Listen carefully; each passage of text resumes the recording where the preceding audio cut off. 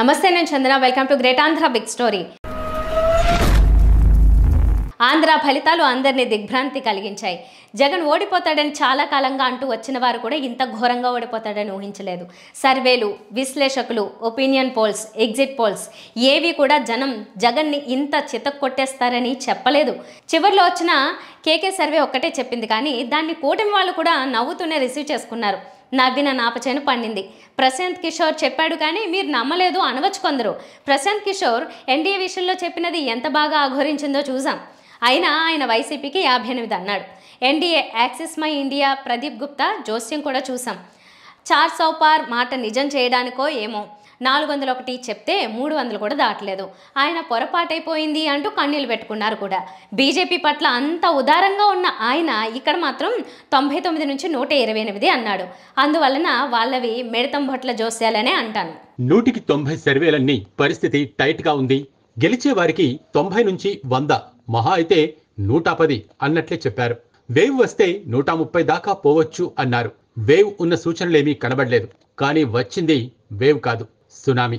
జగన్ కాళ్ల కింద కాసింత ఇసుక కూడా మిగిల్చనంత సునామీ. 1984 పార్లమెంటు ఎన్నికలలో 414 సీట్లతో రికార్డు సృష్టించిన రాజీవ్ గాంధీ 5 ఏళ్ల తర్వాత దానిలో 48% మాత్రమే సీట్లు తెచ్చుకుంటే ఎగసి కిందకు పడిన కెరటం అన్నారు. 1989 ఎన్నికల్లో ఎన్టీఆర్ హయాంలో తెలుగుదేశం 37% మాత్రమే గెలిస్తే ఘోర పరాజయం, అహంకారానికి ప్రజలు బుద్ధి చెప్పారని అన్నారు. 2019లో 125 సీట్ల టీడీపీ 18 సీట్లు మాత్రమే తెచ్చుకుంటే పతనంలో రికార్డు స్థాయి అన్నారు. మరి జగన్ది ఏమనాలి?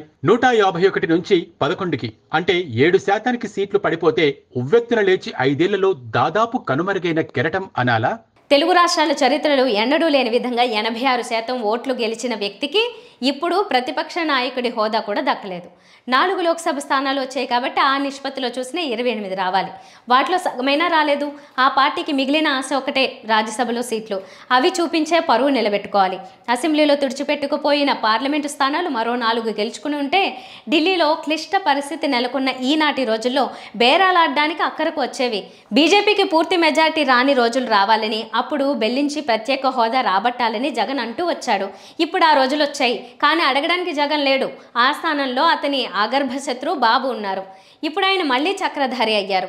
అది జగన్కు ఇంకా దుస్సహం. మోదీని దబాయించి బాబు ఆంధ్రకు ప్రత్యేక హోదా తెప్పిస్తే మాత్రం ఆయన ఫోటో అనేక మంది ఇళ్లలో వెలుస్తుంది. జగన్ దహించుకుని పోతాడు. కానీ బాబు ప్రయారిటీస్ ఏంటో ప్రస్తుతానికి తెలియదు. మద్దతు ఇవ్వడానికి నితీష్ బీహార్కు ప్రత్యేక హోదా అడుగుతున్నాడని జాతీయ మీడియాలో వస్తోంది. కానీ బాబు మాత్రం క్యాబినెట్ పోస్టులు, స్పీకర్ పోస్టు ఇలాంటివే అడుగుతున్నారని వస్తోంది. ఈయన మళ్ళీ ప్రత్యేక ప్యాకేజీ అంటే మాత్రం ఆంధ్రుడు హతోస్మి అనుకోవాలి. ఇప్పుడు ఒడిశాలో బీజేపీ ప్రభుత్వం వస్తోంది కాబట్టి వైజాగ్ రైల్వే జోన్పై ఆశలు వదులుకోవాలి. ఇంత సునామీని బాబు, పవనే కాదు, మోదీ, అమిత్లు కూడా ఊహించి ఉండరు. ఉంటే కూటమిలో చేరటానికి అంత తత్సారం చేసి ఉండేవారు కాదు. ఓ పట్టానే ఏమీ చెప్పకుండా జాప్యం చేసి ఫోజులు కొట్టి కూటమి ఏర్పరిచినప్పుడు పవన్ను పిలవకుండా, మేనిఫెస్టో మీద వేలేయకుండా ఇన్ని వేషాలు వేసేవారు కాదు. అసలు దేశవ్యాప్తంగానే వాళ్ల సంగతి వాళ్లకు తెలియకుండా పోయింది. అద్వానీ ఇండియా షైనింగ్ అనే నినాదం ఇచ్చి 2004 ఎన్నికలకు వెళ్తే ఎన్డీఏ గోయింగ్ అని జనం అర్థం చేసుకొని కాంగ్రెస్ కు అధికారం అప్పగించారు. అలా ఈసారి మోదీ ఎన్డీఏ 400+ అని నినాదం ఇస్తే 300- దగ్గర ఆపేశారు. 10 ఏళ్ల పాలన తర్వాత బీజేపీకి సొంతంగా మెజారిటీ రాకుండా చేసి భాగస్వాముల మీద ఆధారపడేట్లు చేసి మోదీ ఔద్ధత్యానికి కళ్లెం వేశారు. రాజకీయాల్లో కాకలు తీరిన మోదీ, అమిత్ షాల లెక్కే తప్పినప్పుడు వారితో పోలిస్తే పిల్లకాకి అయిన జగన్ సంగతి చెప్పేదేముంది? 30 ఏళ్ల పాటు నిరాఘంటంగా పాలించాలి అనుకున్న విద్య, వైద్యం విషయంలో దీర్ఘకాలిక ప్రణాళికలు వేయడం తప్పు కాదు. కానీ అలా అప్రతిహతంగా ప్రతిపక్షాలు తనని పాలించనిస్తాయని అనుకోవడం పొరపాటు. తను ఊహించిన అమరావతి మహాద్భుత నగరం వంటి నిర్మాణానికి 2 దశాబ్దాలు పడుతుందని అనేక కట్టడాలు కట్టించిన బాబుకి తెలియకుండా ఉంటుందా? తనకు అవకాశం ఇచ్చిన 5 ఏళ్లలో చాలా భాగాన్ని డిజైన్ల మీదే సమయం వృధా చేశారెందుకు అని అడిగితే అక్కడ పెట్టుబడి పెట్టిన వారు ఇంకో 15 ఏళ్ల దాకా జగన్ అధికారంలోకి వచ్చే ప్రశ్నే లేదు అని ఆయన అనుకుని తన చేష్టలతో మా అందరినీ నమ్మించాడండి అన్నారు. 2014 ఎన్నికల్లో 67 సీట్లు, తనకంటే 2% కంటే తక్కువ ఓట్లు తెచ్చుకున్న జగన్ని బాబు అలా ఎలా అండర్ ఎస్టిమేట్ చేయగలుగుతారు అని అడిగాను ఆశ్చర్యపడుతూ. అదే పొరపాటు జగను చేశాడు. 2019లో తనకంటే 10% తక్కువ కావచ్చు, కానీ దాదాపు 40% ఓట్లు తెచ్చుకున్న టీడీపీ జనసేనతో చేతులు కలిపి యుద్ధానికి వస్తూ ఉంటే తను 30 ఏళ్లు పాలిస్తానని అనుకున్నాడు. భగవంతుడు, ప్రజలు నాతో ఉంటే చాలు, ఎందరు మూకుమ్మడిగా వచ్చినా పర్వాలేదు అని పైకి చెప్పడమే కాదు, తను కూడా అనుకున్నాడు. భగవంతుడు ఎప్పుడు ఎందుకు చేస్తాడో అర్థం కాదు కాబట్టే దైవలీల అన్నారు. ఇక ప్రజల మాటకు వస్తే వాళ్ళు నాతోనే ఉన్నారు అని ప్రతి పార్టీ నాయకుడు అనుకుంటాడు. లేకపోతే కోట్లు ఖర్చు పెట్టి గోదాలోకి దిగనే దిగడు. దేవుడు నోరు విప్పి చెప్పనట్లే ప్రజలు చెప్పరు. ఆ మాటకొస్తే సినిమా ప్రేక్షకులు చెప్పరు. మొదటి 3 రోజులు స్టార్ హీరో అభిమానులకు సందడి చేయనిచ్చి సోమవారానికి నిర్మాతలకే సినిమా చూపిస్తారు. ట్రైలర్ను మెచ్చి కోట్లాది వ్యూస్ ఇచ్చారు కదా అని అడిగితే అది వేరే ఇది వేరే అంటారు. ఓటర్లు అలాంటి వాళ్ళే. స్థానిక ఎన్నికల్లో, ఉప ఎన్నికల్లో వైసీపీకి ఎక్కడా అనుమానం రానియకుండా గెలిపించారు. ఈ ఫార్ములాయే దివ్యంగా ఉందనుకుంటూ జగన్ జనరల్ ఎన్నికలకు వెళితే అక్కడ తడాఖా చూపించారు. రాజకీయాల్లో హత్యలు ఉండవు, ఆత్మహత్యలు తప్ప అంటారు. కానీ హత్యలు ఉంటాయి, ఆత్మహత్యలు ఉంటాయి. ఆత్మహత్యల పాలు ఎక్కువ. అయితే తమాషా ఏమిటంటే ఆత్మహత్య చేసుకుంటున్నట్లు చేసుకునేవాడికి కూడా తెలియదు. అవతలి వాడిని హత్య చేస్తున్నాను అనుకుంటూ ఆత్మహత్యకు పాల్పడతాడు.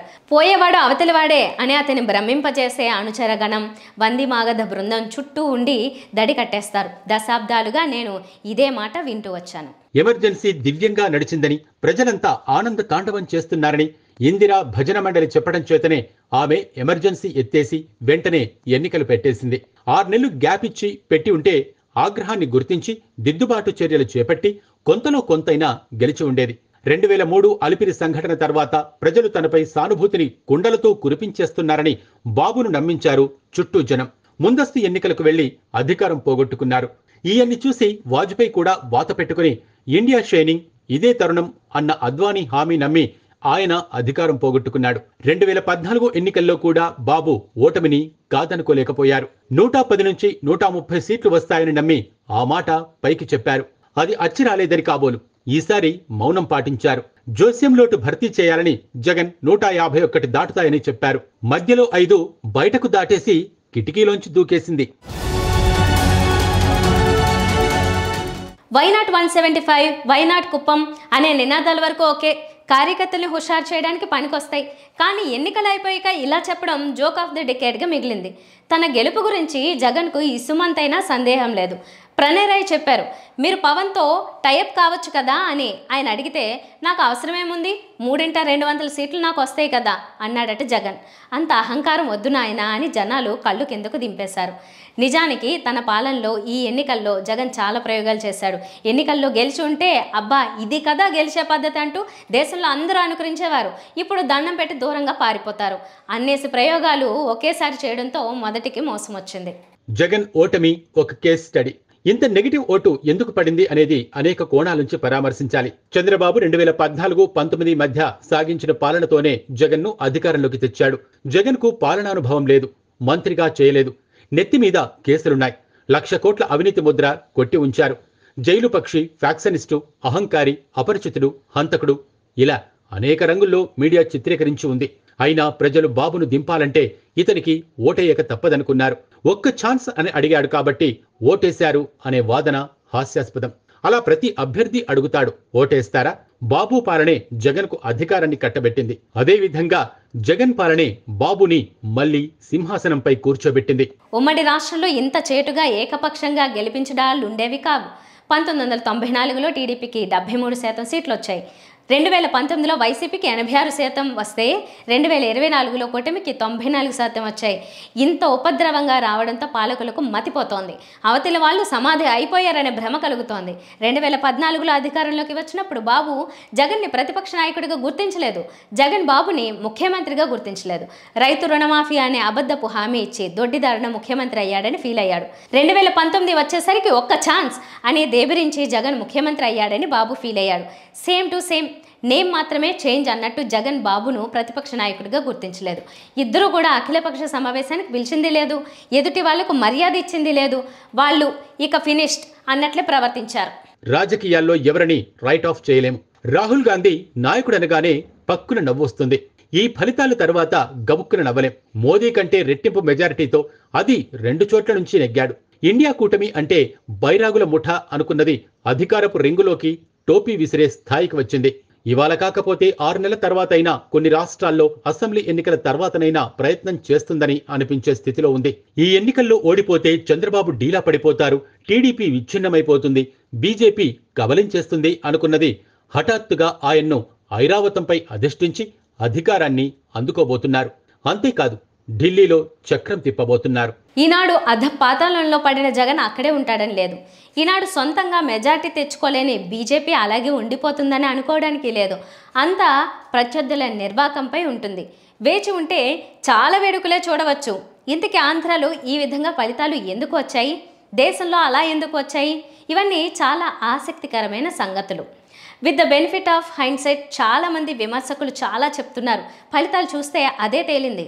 సమాజంలో కొన్ని వర్గాల కోసమే తను ఉన్నానని, తక్కిన వాళ్లు ఏమైపోయినా పట్టించుకోననే ఇమేజిని కల్పించుకున్నాడు. అందువల్ల తక్కిన వర్గాలన్నీ ఏకమయ్యాయి. జగన్ నమ్ముకున్న వర్గాల్లో 75% మంది ఓట్లేశారు. కాబట్టే 39% ఓట్లు వచ్చాయి. పాస్ మార్కులు రాలేదు.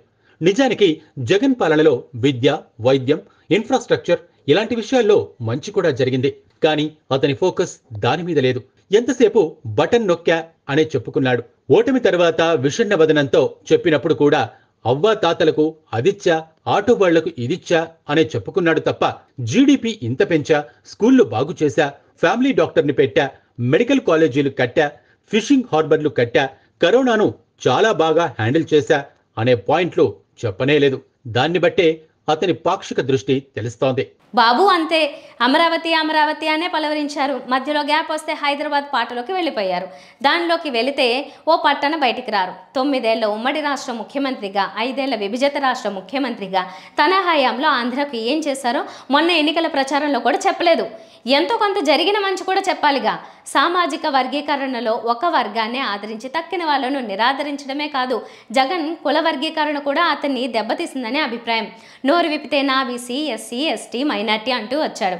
ఏదోలే వాళ్ళని బుట్టలో వేసే అదో రెట్రిక్ అనుకుంటే 50% మంది బీసీలకే టికెట్ ఇచ్చానని కూడా గొప్పగా చెప్పుకున్నాడు. కమ్మ, కాపు, రాజుల కంచుకోటలో కూడా బీసీలకే సీట్ ఇచ్చి కాలు రెగరేశాడు. దాంతో అగ్రవర్ణాలని ఏకమయ్యాయి. యూపీలో బీజేపీ ఓటమికి కారణం కూడా ఇదే. ఫలితాలకు ముందే ఆ వ్యాసకర్త రాశాడు. బీజేపీ బీసీ మంత్రం పఠించడంతో ఎన్నికల తర్వాత యోగిని తీసేసి అతని స్థానంలో బీసీని పెడతారనే పుకార్లు రావడంతో రాజపుత్రులు బీజేపీకి వ్యతిరేకమయ్యాయి. దానికి తగ్గట్టు వారికి పెద్దగా టికెట్లు కూడా ఇవ్వలేదు. బ్రాహ్మణులు, వైశ్యులు రాజపుత్రులతో చేతులు కలిపారు అని.